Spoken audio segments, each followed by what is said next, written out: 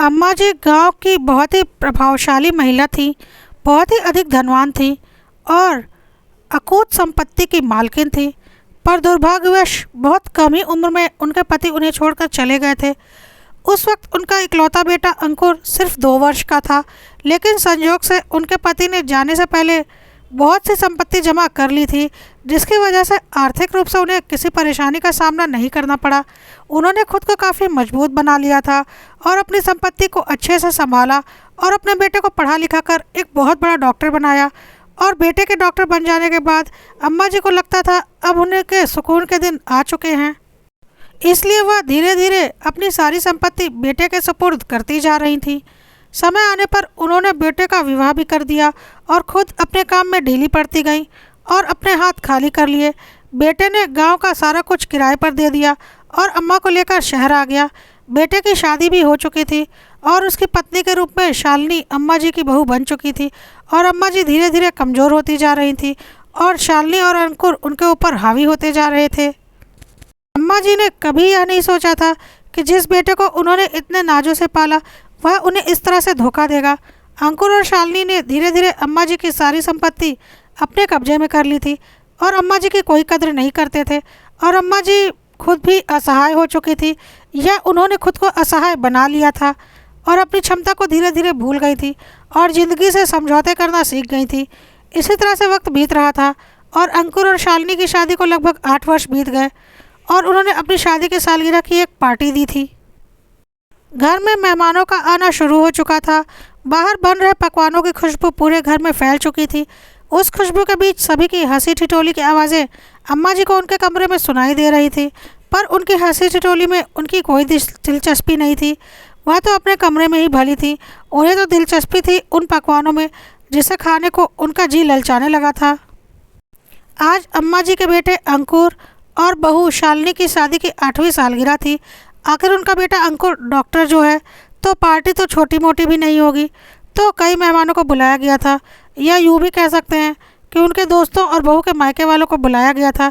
अम्मा जी या उनके परिवार से किसी को कोई खास दिलचस्पी नहीं थी, क्योंकि अगर वो जरा सी भी बाहर आ जाती तो बहू को अच्छा नहीं लगता।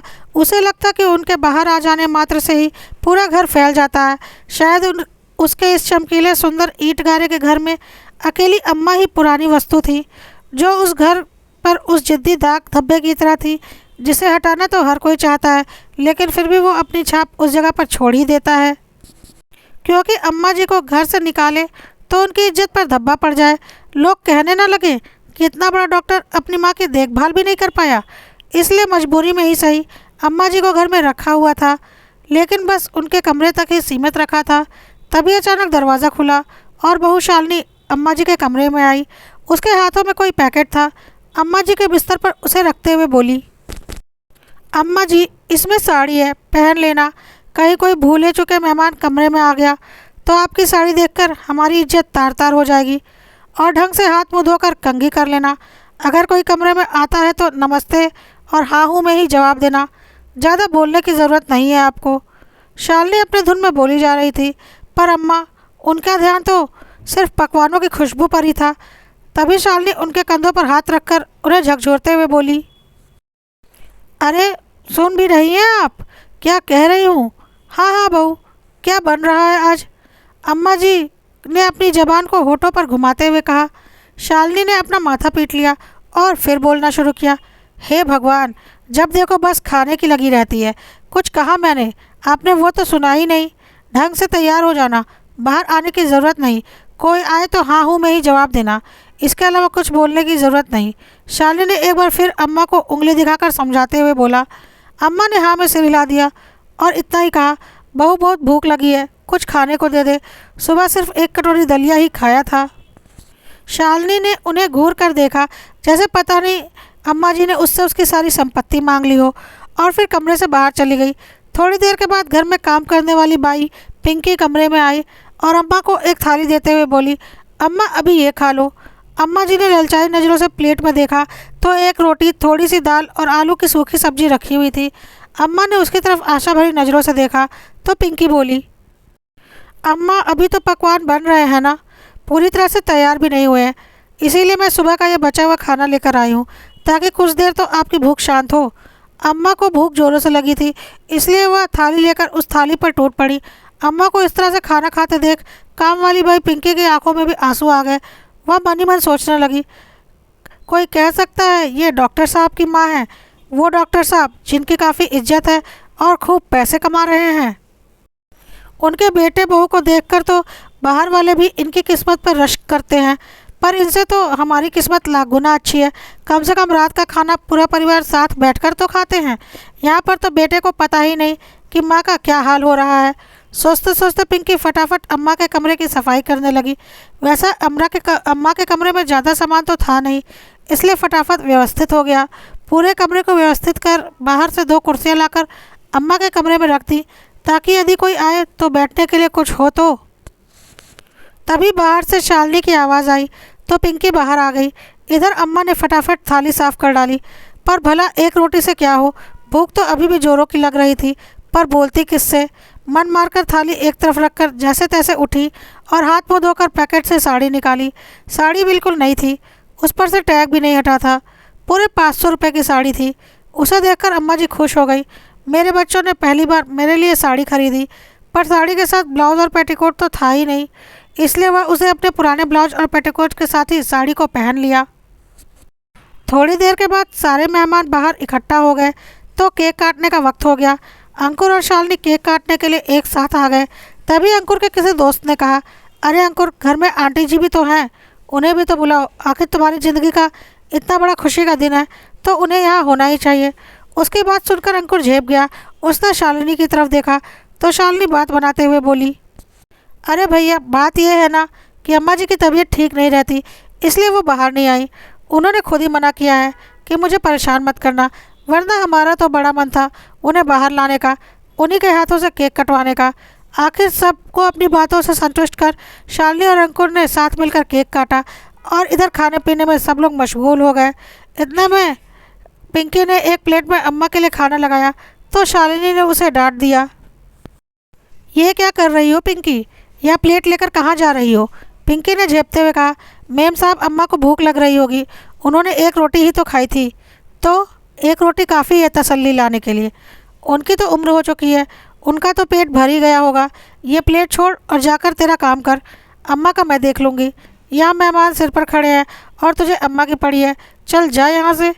आखिर मजबूरन पिंकी प्लेट वहीं पर रखकर अपने काम पर जाना पड़ा।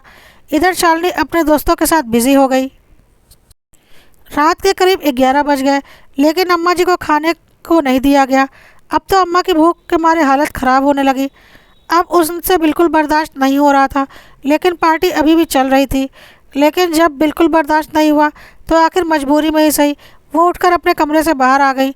उन्हें बाहर देख अंकुर का मूड ख़राब हो गया।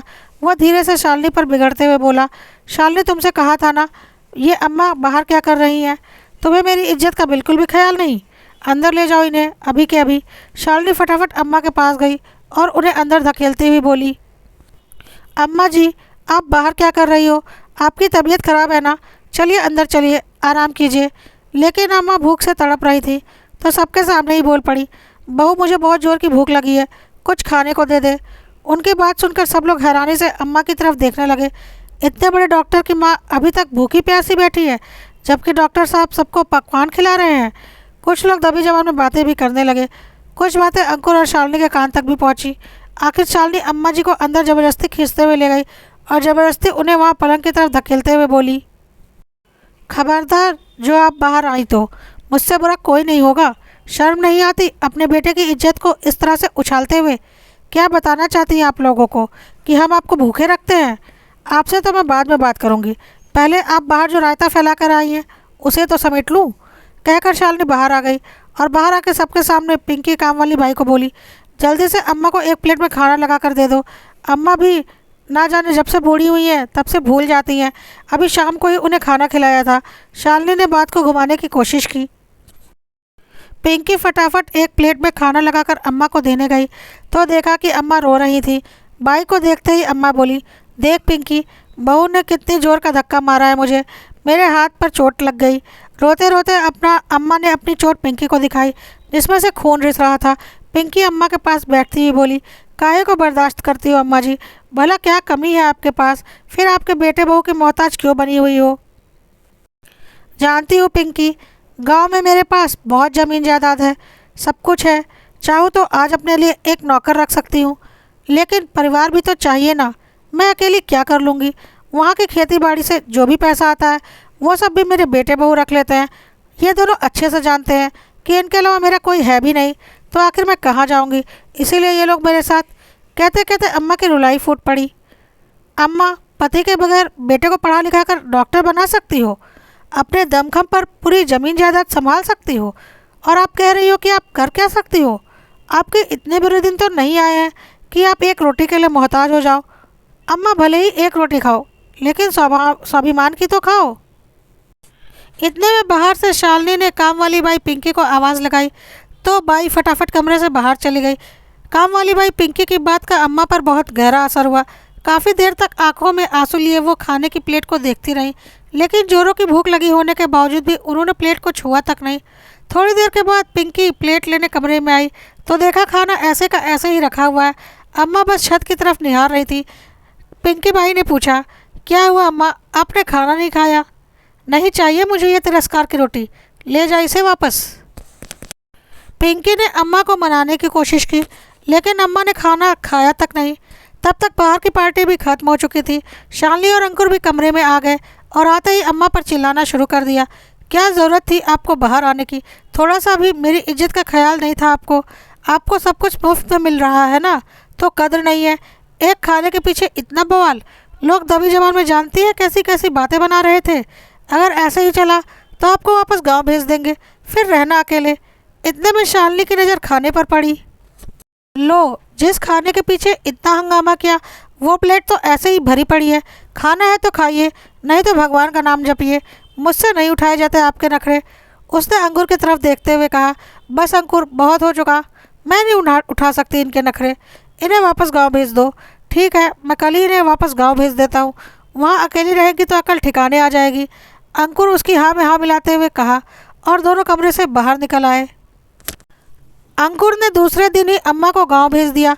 गांव आने के बाद अम्मा ने सबसे पहले अपने वकील को बुलाकर अपनी सारी ज़मीन जायदाद से अंकुर को बेदखल कर दिया। वसीयत के अनुसार उनके मरने के बाद उनकी सारी प्रॉपर्टी ट्रस्ट को चली जाएगी। वो ट्रस्ट जो बुजुर्गों और अनाथ बच्चों के लिए काम करती थी। साथ ही अपने बड़े से घर का आधा हिस्सा उन्होंने स्कूल के बच्चों को शिक्षा के लिए दे दिया और आधे हिस्से में खुद रहने लगी। खेती बाड़ी के लिए भी नौकर आते ही रहते थे। उनमें से एक नौकर को घर का काम करने के लिए रख लिया और साथ ही साथ अपनी मालिश के लिए एक मालिश वाली को भी रख लिया, ताकि उनके शरीर का संतुलन बना रहे। और सुबह सुबह उठकर योगा करना और टहलना भी शुरू कर दिया, जो इतने दिनों से उन्होंने छोड़ रखा था। और उनका शरीर धीरे धीरे कमज़ोर पड़ता जा रहा था। अब वह वापस ठीक होने लगा था और अम्मा चलने फिरने में चुस्त दुरुस्त हो गई थी, क्योंकि उन्होंने खुद ही बैठे बैठे अपने शरीर को ख़राब किया था और ख़ुद को असहाय महसूस करने लगी थी। अम्मा वापस पुरानी वाली अम्मा बन चुकी थी, जिसने अकेले के दम पर अपनी सारी संपत्ति संभाली थी और अपने बेटे को पढ़ा लिखा कर डॉक्टर बनाया था, बिना किसी की मदद के। अब अम्मा का स्वाभिमान और सुकून का रोटी खाती थी। साथ ही इस बार खेती बाड़ी से होने वाली इनकम को अंकुर के पास न भेजकर उन्होंने अपने पास ही रख लिया। जब पैसा अंकुर के अकाउंट में नहीं आया तो अंकुर और शालिनी दोनों ही गांव आ गए। आते ही घर के आधे हिस्से में बच्चे पढ़ाई कर रहे थे। यह देखकर वह घर के दूसरे हिस्से की तरफ गए जहां अम्मा रहती थी, और आते ही अम्मा से बोले, अम्मा, ये घर में बच्चे पढ़ाई कैसे कर रहे हैं? और इस बार क्या खेतों की कमाई नहीं हुई जो पैसे अकाउंट में नहीं डाला? उनकी बात सुनकर अम्मा ने कहा, घर का आधा हिस्सा मैंने बच्चों की शिक्षा के लिए दे दिया है, और यह रही बात कमाई की, तो हुई थी कमाई पूरे 8 लाख रुपयों की, वो मैंने अपने अकाउंट में रख लिया है। आप पैसों का क्या करोगे अम्मा जी? और किससे पूछकर आपने घर का आधा हिस्सा बच्चों की शिक्षा के लिए दिया है? अब की बार शालिनी ने कहा, इसमें पूछना क्या है? संपत्ति मेरी थी, मेरे पति के द्वारा कमाई गई थी, जिस पर सिर्फ और सिर्फ मेरा हक था, और जिसे आज तक तुम लोगों ने अपने कब्जे में रखा हुआ था और कुंडली मारकर बैठे हुए थे। शालिनी, हिम्मत कैसे हुई मुझे ऐसा बोलने की? यह संपत्ति कोई तुम अपने मायके से दहेज में लेकर नहीं आई हो, बल्कि मेरे पति की है। तो मैंने अपने अनुसार उसे इस्तेमाल किया है और कर रही हूँ। वैसे तुम लोग होते कौन हो मुझसे यह सब कहने वाले? कैसी बातें कर रही हो अम्मा? हम आपके बेटे बहू हैं, आपका भला बुरा अच्छे से जानते हैं, अंकुर ने बिगड़ते हुए कहा। कौन से बेटे बहू? वो जो रोटी तक के लिए अपनी माँ को तरसा देते हैं। देख बेटा, ऐसे बेटे बहू मुझे नहीं चाहिए। वैसे भी मैं तुम्हें अपनी प्रॉपर्टी से बेदखल कर चुकी हूँ, तो अब गांव में तुम्हारे लिए कुछ रखा भी नहीं है। तुम्हारा शहर जाओ, तुम भले तुम्हारे शहर भला, यहाँ आने की ज़रूरत नहीं है। अम्मा जी, ये आप कैसे कर सकती हो? अम्मा की बात सुनकर शालिनी ने चिल्लाते हुए बोला, आपकी हिम्मत कैसे हुई हम लोगों को प्रॉपर्टी से बेदखल करने की? हम लोगों के अलावा आपका है ही कौन? ऐसा करके आपने बहुत बड़ी गलती की है। आप मरेंगी तो आपकी चिता को आग देने भी हम नहीं आएंगे। समझ क्या रखा है हमें? प्रॉपर्टी दान कर देंगे और हम आपकी चिता को आग देंगे? देखते हैं आपकी लाश को कौन कंधा देता है। इतनी बड़ी बात बोल गई शालिनी। मैंने तो प्रॉपर्टी से बेदखल किया है, कम से कम धक्का देकर किसी को चोटिल तो नहीं किया जैसे तुमने मेरे साथ किया था। वैसे भी अब ना प्रॉपर्टी में तुम्हारा कोई हिस्सा है, ना ही मेरी ज़िंदगी में। रही बात मेरे मरने के बाद की, तो मेरी चिता को अग्नि देने मत आना। गांव में कोई भी इंसान मेरी चिता को अग्नि दे देगा, क्योंकि यहाँ के लोगों में इंसानियत जिंदा है। और अगर नहीं भी दिया तो क्या सुना है कभी किसी की लाश पड़ी रही हो? सरकार मेरा अंतिम संस्कार करवा देगी, उसकी चिंता तुम लोगों को करने की बिल्कुल ज़रूरत नहीं। भगवान की दया से बहुत संपत्ति और पैसे हैं मेरे पास, और पैसे से सब कुछ हो सकता है, जिसे इतने दिनों से मैं भूल गई थी। इसलिए तुम लोगों की अब मुझे कोई ज़रूरत नहीं, और चुपचाप मेरे घर से तुरंत बाहर निकलो, नहीं तो धक्के मारकर बाहर निकलवाऊंगी। अम्मा जी के गुस्से भरे चेहरे को देखकर दोनों की हिम्मत नहीं हुई कुछ भी कहने की, इसलिए दोनों अपना सा मुँह लेकर चुपचाप शहर के लिए रवाना हो गए।